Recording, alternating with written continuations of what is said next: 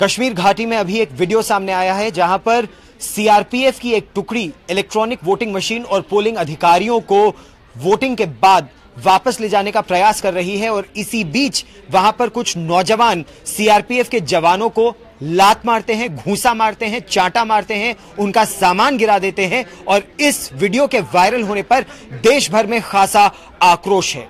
कश्मीर घाटी में कुछ लोगों का कहना है कि इसे पूरे बड़े परिप्रेक्ष्य में देने की आवश्यकता है कि कश्मीर में कितना आक्रोश है। आतंकवादी बुरहान वानी के मारे जाने के बाद जो सुरक्षा बलों और लोगों के बीच मुठभेड़ हुई है, उसके बाद जनता में रोष है।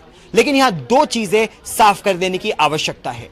एक, सुरक्षा बलों ने आतंकवादी बुरहान वानी को मारा था, वो भी एक इनकाउंटर में। तो जब एक आतंकवादी को मारा जाता है तो यह एक जायज ऑपरेशन है। उसके बाद लोगों का सड़क पर उतरना नाजायज है, और वो भी तब जब वो सुरक्षा बलों पर पथराव करे, गाड़ियों में आग लगा दे, और उसके बाद ये कहे कि जब वो सुरक्षा बलों से पर पत्थरबाजी कर रहे थे तब वहां पर पेलेट गन चली और उसमें कई लोग अपनी आंखें खो बैठे या उनको चोटें लगी। इस पर सुरक्षा बलों का साफ कहना है कि पेलेट गन्स की एक रेंज है, आप उस रेंज के बाहर प्रदर्शन कीजिए, शांतिपूर्वक तरीके से प्रदर्शन कीजिए तो सब जायज है। लेकिन अगर आप पथराव करते हैं सुरक्षा बलों पर, या आगजनी करते हैं, या फिर सरकार के सामान को नुकसान पहुंचाते हैं, तो यह गलत है। इस पर सरकार कार्रवाई करेगी। पत्थरबाजी को किसी भी परिस्थिति में जायज नहीं ठहराया जा सकता, और यह कश्मीर घाटी में लोगों को समझ लेने की आवश्यकता है।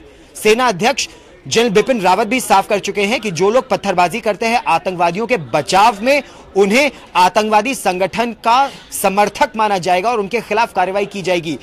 उन्होंने बयान तो दे दिया, लेकिन उसके बावजूद एक कारगर तरीके से कार्रवाई अभी तक नहीं की गई है, ताकि यह संदेश लोगों के मन में घर कर जाए। पहली बात। दूसरी बात, ये जो वीडियो सामने आया है, इससे एक चीज और साफ होती है कि कुछ लोग सेना के, सुरक्षा बलों के और खासतौर पर सीआरपीएफ के बचाव में भी आए। तो कश्मीर में यह जान लेना बहुत जरूरी है कि कुछ लोग ऐसा है जो हिंसा कर रहे हैं, लेकिन कई लोग ऐसे भी हैं जो हिंसा के विरुद्ध खड़े हुए हैं। और शायद यही वजह है कि जब जम्मू कश्मीर में अगर बाढ़ आती है तो यही सेना, यही सीआरपीएफ, यही जम्मू कश्मीर पुलिस जनता के बचाव में भी सबसे पहले उतरती है। और उस समय भारत के टुकड़े करने वाली बात, या पाकिस्तान की लाइन लेने वाली बात, या अलगाववादी सब छूमंतर हो जाते हैं, तब वो नहीं दिखते हैं, तब केवल सेना दिखती है। और इसीलिए कश्मीर घाटी में मारे जाते हैं। उसकी सबसे बड़ी वजह यह है कि जम्मू कश्मीर के लोग ही सेना को, पुलिस को, सीआरपीएफ को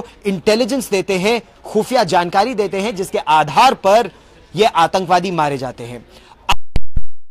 करने की आवश्यकता है दो चीजें। एक, सेना, सीआरपीएफ और पुलिस वो भी संयम बरते, साथ ही साथ जो पथराव करते हैं लड़के वो भी संयम बरते, क्योंकि अगर पथराव होगी ही, ये सेना के मुताबिक अब जनता को समझ लेने की आवश्यकता है। इस वीडियो से एक चीज और साफ हो जाती है कि जो सुरक्षा बल है, खासतौर पर केंद्रीय रिजर्व सुरक्षा बल, वो किस तरह से संयम बरतते हैं, जिस तरह से अपना धैर्य दिखाते हैं, यह काबिले तारीफ है। लेकिन साथ ही साथ उनका धैर्य कमजोरी समझा जा रहा है, इसीलिए उनको भी सचेत रहने की आवश्यकता है।